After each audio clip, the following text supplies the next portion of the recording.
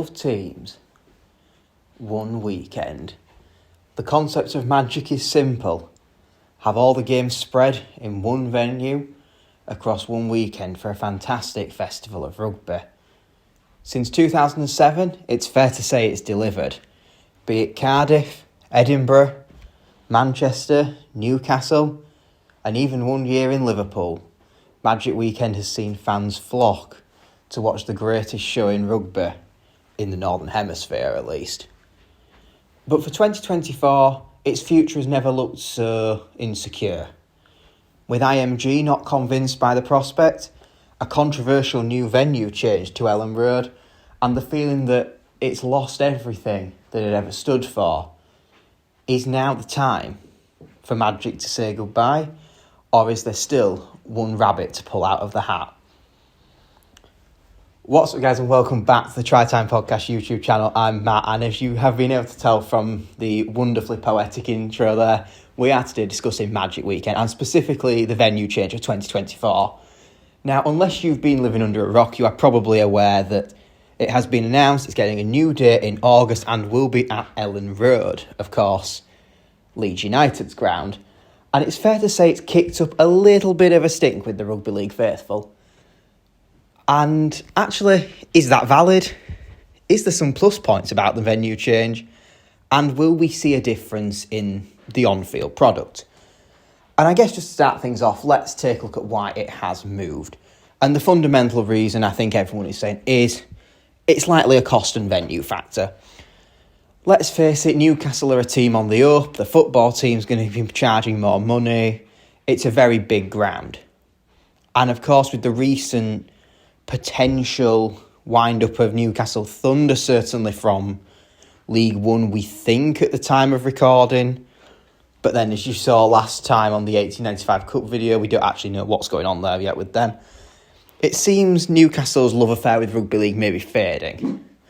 And as such, the venue of choice has been, well, Leeds.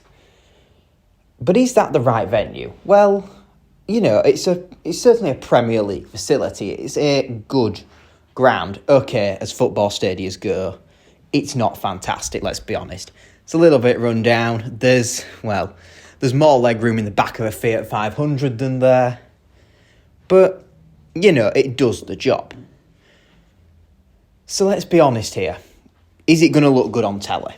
Well, we've all seen it many a time. Rugby League has a fantastic, ambitious venue. We rock up to watch the game on telly and, don't you know it, half the ground looks empty. Well, with a much smaller capacity, we might not have this problem this year. I mean, even the highest day attendance last year would have all but filled Elland Road. So it's certainly going to look the part to those at home. And that can only be a good thing, right? Well, if we ignore the many downsides, potentially, I guess we need to look back at what Magic Weekend was. And, you know, you can see from its roots right from Millennium Magic in Cardiff 2007, a very famous one, of course, where Jordan Tansey famously won the game for Leeds against Bradford with his absolutely, definitely not in front of the kicker offside try on the hooter that was awarded. But the concept was simple. Somewhere that rugby league hasn't naturally had a stronghold and grow the game, take the show on the road. And that's what we did. We built roots in Cardiff. We made relationships north of the border in Edinburgh. And it feels like that's gone missing. And actually, is this a fair criticism? Because we talk about Newcastle, the team that was there, the team that quite often did their warm-up games as the precursor to Magic. But actually, this isn't the first time we're sat here seeing Magic Weekend taking place in a heartland city. You only have to look at the years we spent between, 2012 and 2014 in Manchester at the Etihad. The same city that's hosted the grand final for 20 plus years. The same city that on the outskirts in the Greater Manchester County we've got Salford Rugby League. You go just down the road, we've got Wigan, we've got Leigh, we're not short of teams in that area. We go to Newcastle, we've obviously got St Helens in the wider county of Merseyside. This is not the first time Magic has left its roots behind and entered the heartlands. But why is Leeds causing such a fuss? Well, let's be honest, there's one main reason, and it's the whole idea of the weekend. Magic has become to its cult following more than just a festival of rugby. It's a weekend away, it's a good night out. That's a reputation that Newcastle has in abundance. But for Leeds, whilst it's certainly not a bad city and has a lot of nightlife, the nightlife is contained in the city centre. The stadium, not so much. Now, is that what we want, though? Are we not going there to enjoy the rugby, or is this now just a glorified piss-up?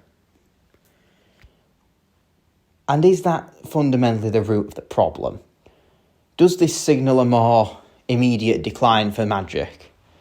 Well, this is what I think the final nail in the coffin could come down to how this is viewed. Because IMG have already shown that they are sceptical of the weekend's concept in the whole.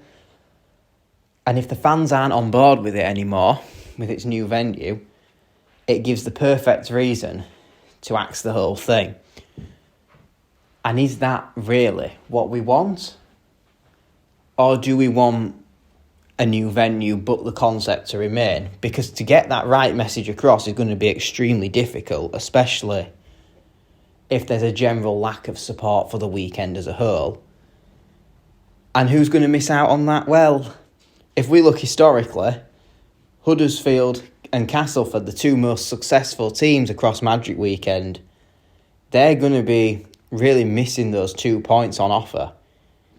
If I look down the other end, well, you're starting to look at your Salfords, your Hull clubs, who historically haven't done as well at Magic. Perhaps they're more willing to let it go.